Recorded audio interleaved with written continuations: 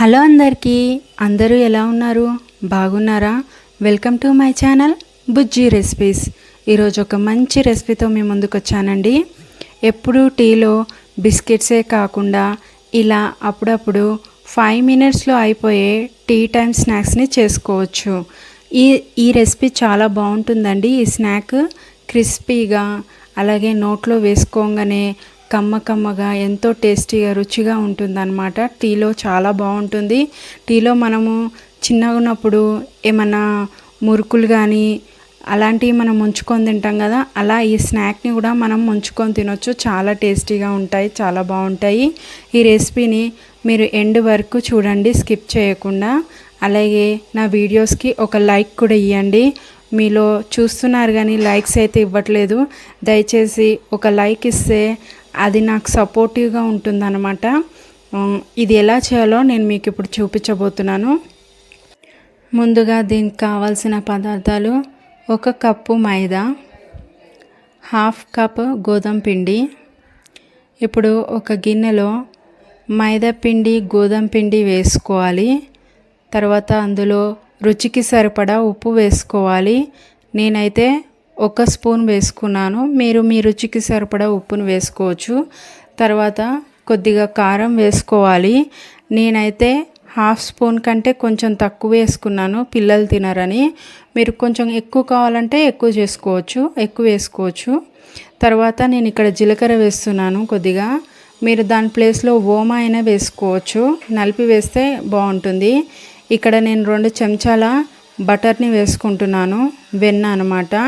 మీరు దీని ప్లేస్లో నెయ్యి కానీ ఆయిల్ కానీ వేసుకోవచ్చు. బటర్ వేస్తే చాలా టేస్టీగా, చాలా కమ్మగా ఉంటుందండి ఈ స్నాక్. అందుకే నేను బటర్ని వేస్తున్నాను. ఇప్పుడు అదంతా బాగా కలిసేటట్టుగా కలుపుకోవాలి. ఎప్పుడు టీలో బిస్కెట్సే కాకుండా అప్పుడప్పుడు మనం ఇంట్లోనే ఇలాంటి స్నాక్స్ చేసి పెడితే కనుక పిల్లలకి, మనకి ఎంతో బాగుంటుందన్నమాట. హ్యాపీగా ఫీల్ అవుతారు వాళ్ళు కూడా. ఇక్కడ పిండిలో మొత్తం ఇలా కలుపుకున్నాక ఇలా ఇక్కడ చూపిస్తున్న విధంగా ఇట్లా ముద్దలా కడితే మంచిగా కలిసినట్టే అండి. తర్వాత కొద్దిగా ఇందులో వాటర్ పోసుకొని చపాతీ పిండిలాగా కలుపుకోవాలి.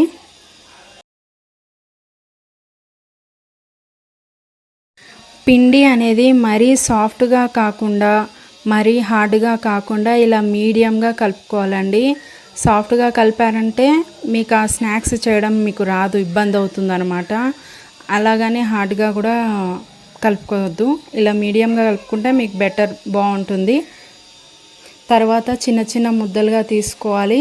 ఇలా రౌండ్ బాల్స్లా చేసుకొని అన్నీ రెడీగా పెట్టుకోవాలి.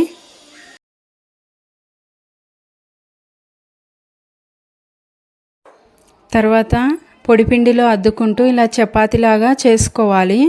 వీలైనంత పల్చగా చేసుకోండి. ఈ విధంగా చపాతీలా చేసుకున్నాక ఇందులో 1 స్పూను లేదా 2 స్పూన్లు ఆయిల్ వేసుకొని అది మొత్తం అంతా స్ప్రెడ్ చేసుకోవాలి. మీరు ఆయిల్ ప్లేస్లో బటర్ని కానీ ఘీని కానీ వేస్తే ఇంకా టేస్ట్ ఇంకా అదిరిపోతుందన్నమాట.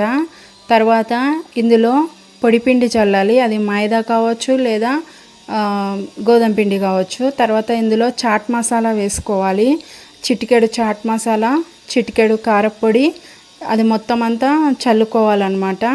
చాట్ మసాలా లేకపోతే దాని ప్లేస్లో మీరు ధనియాల పొడి అయినా వేసుకోవచ్చు. తర్వాత ఇక్కడ చూపిస్తున్న విధంగా స్లోగా ఇలా మడతపెట్టుకోవాలన్నమాట. ఫస్ట్ది ఒకటి చేసేస్తే చాలండి, సెకండ్ది థర్డ్ది ఈజీగానే వచ్చేస్తుంది, మనకు అలవాటు అయిపోతుంది. సింపుల్ అండి, పెద్ద కష్టమేం కాదు ఇది. తర్వాత ఈ విధంగా కోళ్ళతోని మెల్లిగా మనము ఇలా స్లోగా రోల్ చేసుకోవాలన్నమాట, ఒత్తుకోవాలి. గట్టిగా కాకుండా పైన మీద మెల్లిగా ఇట్లా రోల్ చేసుకోవాలన్నమాట, ఆ మడత అనేది పోకుండా. ఇక్కడ చూపిస్తున్న విధంగా నైఫ్తో కట్ చేసుకోవాలండి. నేనైతే స్క్వేర్ షేప్లో కట్ చేసుకుంటున్నాను. మీకు నచ్చిన డిజైన్లో మీరు కట్ చేసుకోండి. డైమండ్ షేప్లో అయినా కట్ చేసుకోవచ్చు. ఇక్కడ షేప్ కోసం అనేసి నేను ఎడ్జెస్ తీసేసాను. ఇలా మెల్లిమెల్లిగా ఒక్కొక్కటిగా అన్నీ మొత్తం అంతా కట్ చేసుకొని ఒక ప్లేట్లో తీసుకొని అన్నీ రెడీగా పెట్టుకోవాలి. ఇలా అన్నీ రెడీ చేసుకొని పెట్టుకోవాలి. మీకు ఇందులో నుంచి ఒకటి తీసి చూపిస్తాను ఎలా వచ్చిందో. ఈ విధంగా వస్తుందండి, మడతలు మడతలుగా ఇలా స్క్వేర్ షేప్లో బాక్స్ టైప్లో ఇలా వస్తుంది.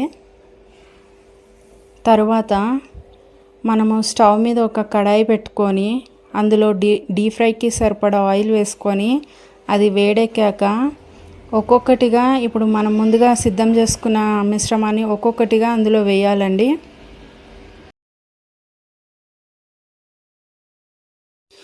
ఇలా మొత్తం అంతా వేసుకున్నాక బిళ్ళలు అనేటివి స్లోగా పైకి తేలేంత వరకు మనం గరిట పెట్టకూడదు.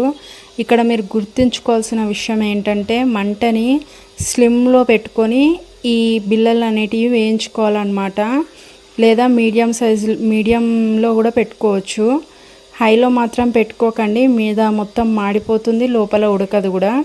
స్లిమ్లో పెట్టుకొని మంచిగా లైట్ బ్రౌన్ కలర్ వచ్చేంత వరకు వేయించుకొని తీసుకొని ఒక ప్లేట్లో పెట్టుకోవాలి. అది చల్లారిన తర్వాత ఇంకొంచెం కలర్ మారుతుంది. ఆ వేడికి దానంతలదే ఉడికి ఇంకొంచెం కలర్ రంగు మారుతుంది అనమాట. అప్పుడు ఇంకొంచెం ఎర్రగా అవుతుంది. కాబట్టి లైట్ బ్రౌన్ కలర్ వచ్చిన తర్వాత మనం తీసేయాలి. అంతే అండి, ఎంతో టేస్టీ అయిన టీ టైమ్ స్నాక్ రెడీ అయిపోయింది. 5 నిమిషాల్లో చేసుకోవచ్చు అండి. చాలా క్విక్గా ఫాస్ట్గా చేసుకోవచ్చు.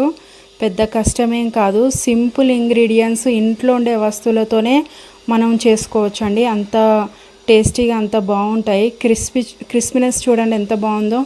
ఇదిగోండి చూడండి, వావ్ సూపర్ వచ్చింది, చాలా క్రిస్పీగా ఉంది. ఇలాంటి మంచి మంచి రెసిపీస్ కోసం నా ఛానల్ని ఫాలో అవుతూ ఉండండి.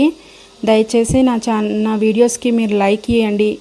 నా వీడియోస్ని మీరు షేర్ చేయండి, నలుగురితో చెప్పండి. నా ఛానల్ని సబ్స్క్రైబ్ చేసుకోండి. మరిన్ని మంచి మంచి రెసిపీస్తో మీ ముందుకు వస్తాను. అంతవరకు టీతో ఈ స్నాక్స్తో ఎంజాయ్ చేస్తూ ఉండండి. బాయ్.